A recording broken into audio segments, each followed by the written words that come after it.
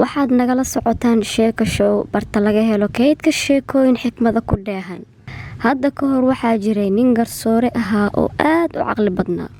Maalin maalmaha ka mid ah baa laba nin oo ishaysta ugu imaadeen maxkamadda si uu u kala saaro.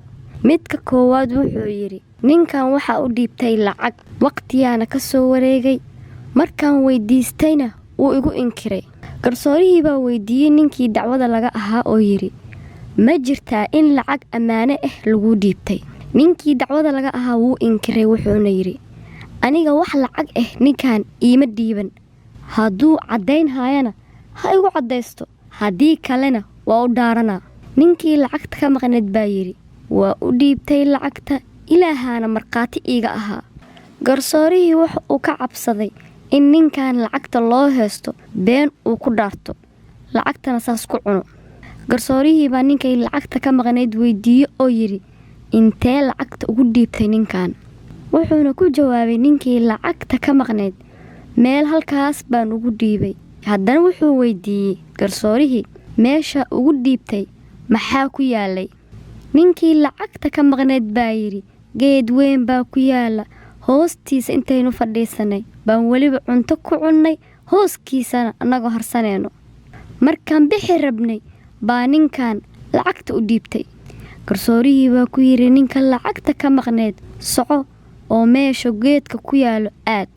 Waa intaasoo markaa meesha tagtaa aa soo xasuusataa meeshaa lacagta ku duugatay. Kadibna ii soo laabo saa iigu sheegtid inaad soo heshay iyo in kale. Ninkii lacagta ka maqneed wuu baxay wuxuuna aaday meeshuu ninka lacagta ugu dhiibay, asoo ka yaaban meesha loo diray, hubana inuu lacag meeshaas ugu tagi doonin. Garsoorihii baa ku yidhi ninkii dacwada loo haystay, iska fadhiiso intuu ka soo laabanayo. Garsoorihii wuxuu iskaga mashquulay dadkii kaloo safka ugu jiray maxkamadda iyagana si loo kala xalliyo.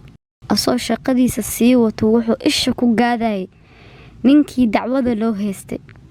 Markuu dareemay inuu si qabow u fadhiistay, iskuna maleeyay inuu fakaday, baa garsoorihii intuu si kama ugu soo jeestay ku yidhi, ma kula tahay in ninkii uu gaaray meeshuu lacagta kuugu dhiibay? Ninkii lacagta loo haystay asoo fakirin buu wuxuu ku jawaabay, armaya meesha ma dhowo, 1 iyo 2 ma joogo ninkaas.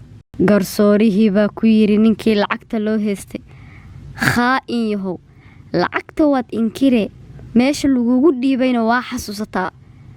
Saasayna ugu caddaatay in lacagta loo dhiibtay. Waana la xiray intuu ka soo laabanaya ninkii lacagta ka maqneed. Isla markaana waxaa lagu xukumay in lacagta lagu ammaanaysto uu celsho.